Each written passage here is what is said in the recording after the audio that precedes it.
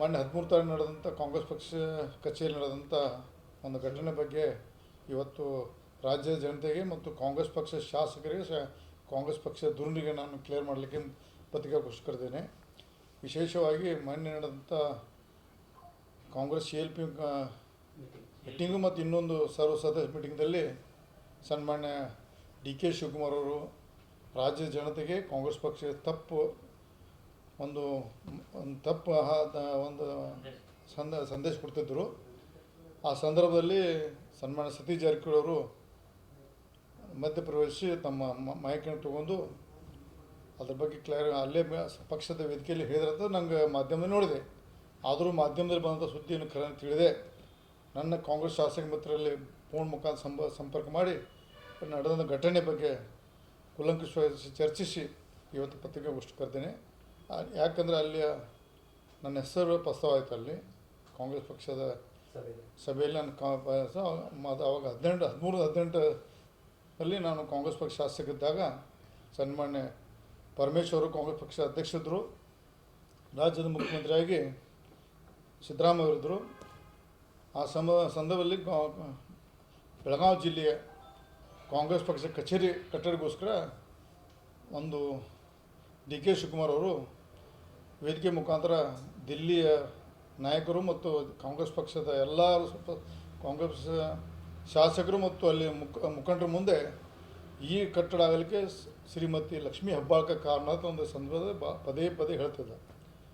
ನನಗೆ ಮಾಹಿತಿ ಪ್ರಕಾರ ಮೊದಲೇ ಸರ್ವ ಸದಸ್ಯ ಸಭೆಯಲ್ಲಿ ಹೇಳಿದ್ರು ಸತೀಶ್ ಜಾರಕಿಹೊಳಿ ಗಪ್ ಕೂತರು. ಅವತ್ತು ಏನು ಚರ್ಚೆ ಗಪ್ ಕೂತು ಹಾಳಾಗಿ ಹೋಗೋದು ಗಪ್ ಕೂತರು.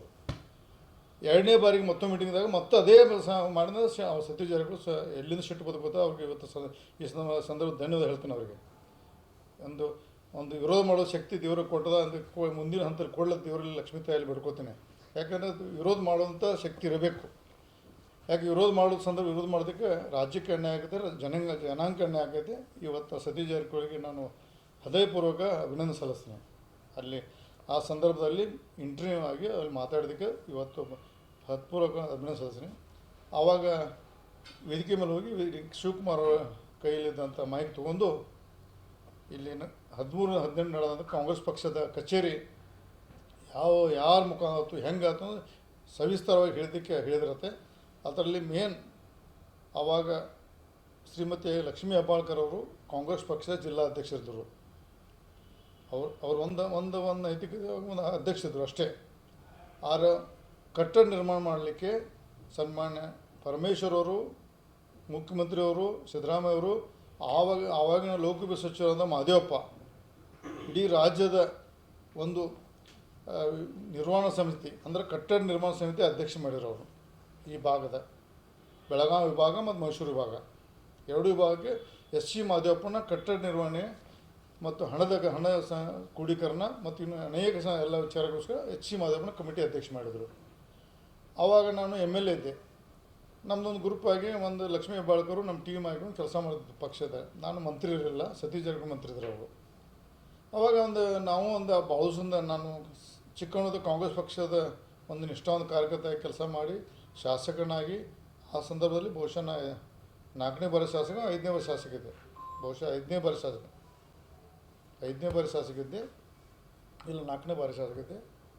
ನಾನು ಒಂದು ಸ್ಪಿರಿಟ್ ಕಾಂಗ್ರೆಸ್ ಪಕ್ಷದ ಗೌರವದಿಂದ ಅಭಿಮಾನದಿಂದ ಅದರಲ್ಲಿ ಸಕ್ರಿಯವಾಗಿ ಪಾಲ್ಗೊಂಡು ಎಲ್ಲ ನಾನು ಅಲ್ಲಿ ಈ ಜಾಗ ಬೆಳಗಾವದಲ್ಲಿ RTO ಸರ್ಕಲ್ ಜಾಗದಂಥ ಜಾಗ ಅಲ್ಲಿ ಶಂಕರಾನಂದ ಸಾಹೇಬರ ಹೆಸರಲ್ಲೇ ಇದ್ದಂಥ ಭಾಳಷ್ಟು ಕಾಂಪ್ಲಿಕೇಟ್ ಇರ್ತದೆ. ಶಂಕರಾನಂದ ಸಾಹೇಬ್ರ ಹೆಸರಲ್ಲೇ ಆ ಜಾಗ ಇತ್ತು.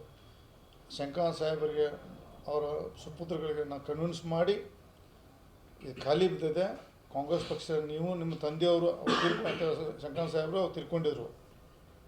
ನಿಮ್ಮ ತಂದೆಯವರು ಕಾಂಗ್ರೆಸ್ ಪಕ್ಷದ ಭಾಳಷ್ಟು ದೊಡ್ಡ ಲೀಡರಾಗಿ ಕಾಂಗ್ರೆಸ್ ಪಕ್ಷ ಸೇವೆ ಮಾಡಿದ್ದಾರೆ.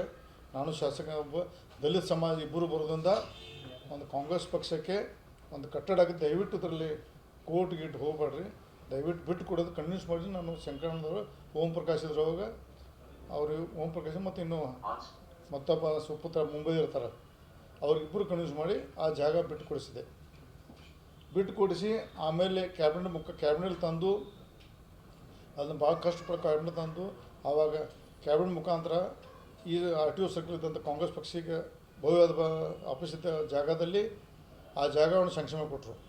ಆದರೆ ಆ್ಯಕ್ಚುಲಿ ಫ್ರೀಯಾಗಿ ಕೊಡ್ಬೋದಿತ್ತು.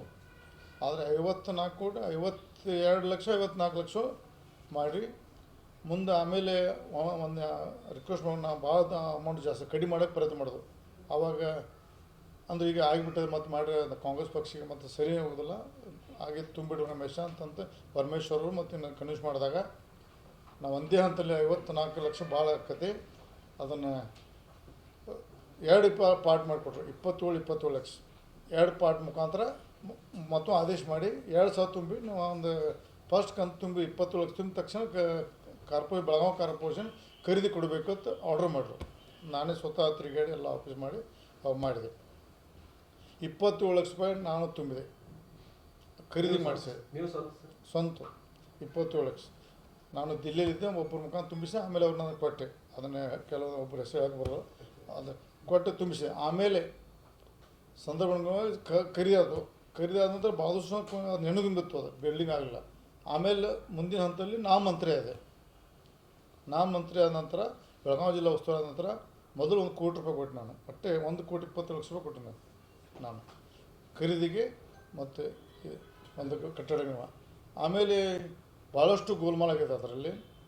ಅದು ಯಾರು ಮಾಡಿದತ್ತು ನಾನು ಆಫೀಸರ್ಗಳ ಬಗ್ಗೆ ಹೇಳ್ತೀನಿ. ನಾನು ಅದರಲ್ಲಿ ತೊಗೊಂಡು ಈಗಿನ ನಾ ಕಟ್ಟಿದ ಇದು ತಟ್ಕೊಳ್ಳೋಂಥ ಜನ ಅದರ ದುಡ್ಡು ತೊಗೊಂಡು ಎಲ್ಲ ತಿಂದು ಗೋಲ್ಮಾಲ್ ಮಾಡಿದ್ದಾರೆ ಭಾಳಷ್ಟು. ಅದನ್ನು ಬೇಕಾದ್ರೆ ನಾನು ಆಮೇಲೆ ಮುಂದಿಂದ ಹೇಳ್ತೀನಿ ಯಾರು ಹೇಳೋದು. ಅದು ಒಂದು ಕಾಂಗ್ರೆಸ್ ಪಕ್ಷದ ಆಯಿತು. ಅದನ್ನು ನಾ ಮಾಡಿದಂತೆ ಇವತ್ತು ಲಕ್ಷ್ಮೀ ಹೆಬ್ಬಾಳ್ಕರ್ ತಿರ್ತಾರೆ, ತಪ್ಪು. ಕಾಂಗ್ರೆಸ್ ಪಕ್ಷದ ಪ್ರತಿಯೊಬ್ಬ ನಾನು ಅದರ ಎಲ್ಲ ಶಾಸಕರ ಅವಾಗ ಯಾರೇ ಶಾಸಕರು ಎಲ್ಲ ಶಾಸಕರು 20-25 ಲಕ್ಷ ಎಲ್ಲ ಕೊಟ್ಟು ಕಟ್ಟಿದ್ದಾರೆ. ಲಕ್ಷ್ಮೀ ಹೆಬ್ಬಾಳ್ಕರ್ ಎಷ್ಟು ಕೊಟ್ಟರೆ ಗೊತ್ತಿಲ್ಲ, ಅವ್ರು ಏನು ಹೇಳ್ತಾರೆ ಗೊತ್ತಿಲ್ಲ. ಅದನ್ನು ಇವತ್ತು ಆ ಕಟ್ಟಡ ನಿರ್ಮಾಣ ಆಗಿದ್ದಕ್ಕೆ ಇವತ್ತು ಸುಳ್ಳು ಪ್ರಚಾರ ಮಾಡಿ ಡಿ.ಕೆ. ಶಿವಕುಮಾರ್ ಅವರು ರಾಜ್ಯ ಜನತೆಗೆ ಕಾಂಗ್ರೆಸ್ ಪಕ್ಷಕ್ಕೆ ಮತ್ತು ರಾಜ್ಯ ಸುಳ್ಳು ಹೇಳ್ತಾರೆ. ಅಂದರೆ ನಾವು ಇವತ್ತು ಖಂಡನೆ ಮಾಡ್ತಾ ಅಂತ ಈ ಸಂದರ್ಭದಲ್ಲಿ ಇಚ್ಛೆಪಡ್ತೇನೆ. ಹೆಚ್ಚಿನ ಸುದ್ದಿಗಳಿಗಾಗಿ ನೋಡ್ತಾ ಇರಿ ಕನ್ನಡ 9 ನ್ಯೂಸ್.